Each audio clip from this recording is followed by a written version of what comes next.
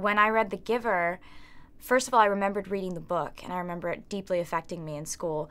But picturing the characters played by Jeff Bridges and Meryl Streep and these incredible actors who had already signed on to the project, it was absolutely an honor to be approached to play Rosemary, who is this pivotal character who is seen very few times but alluded to throughout the entire movie.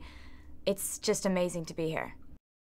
Rosemary is such an interesting character to me because she reminds me of kind of an analogy for the modern day artist, where a lot of the time you'll have someone who is so fragile and so vulnerable and so open, and that's the reason why they are successful at making art, or successful at, in Rosemary's case, being the new receiver, because they're so open. But that can also be their downfall, and that can also lead to their demise. You know, she felt too much. She cared too much. She was exposed to too much, and she couldn't handle it. And I think that we see that play out in modern day society all the time. Playing Jeff Bridges' daughter in my first big movie role, sort of outlandish and something out of a daydream, and he could not be more kind and friendly and just engaging. And in all the time we have off, Brenton and I just go to Jeff's room and play guitar with him. And it's really felt like there is that kind of like father figure role that actually he does remind me of that, because he's just brought Brenton and I into his life, and Brenton plays the new receiver and I play the old receiver. It's like, it's really kind of perfect. Jeff, I ask all the time, just like, what can I do differently? Is there anything I can do differently? And he's always like, no, I think that was great. So for me, I'm just sort of like, okay, awesome. I'll just keep doing it like that then.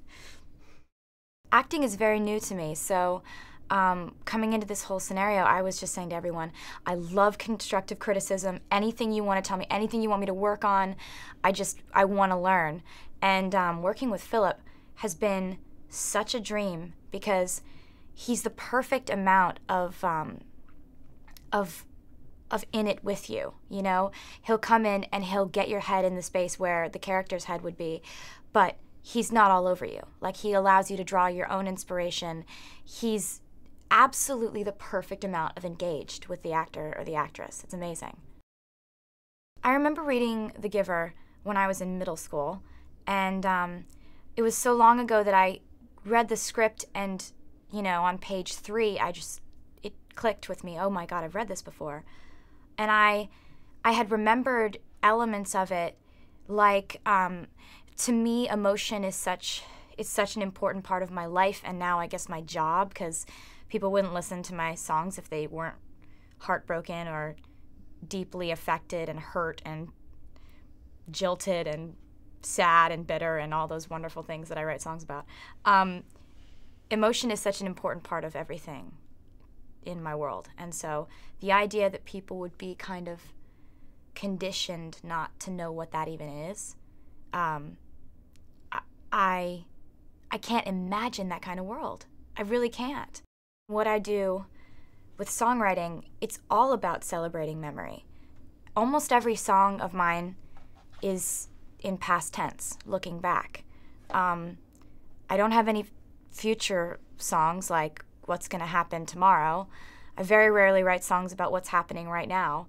Most of it is about what used to happen, or what happened one time, or something I'm looking back on that I didn't fully appreciate at the time, but I do now. Retrospect is a very important part of my songwriting process. So to be a part of a movie that so perfectly celebrates retrospect, it's just the perfect match.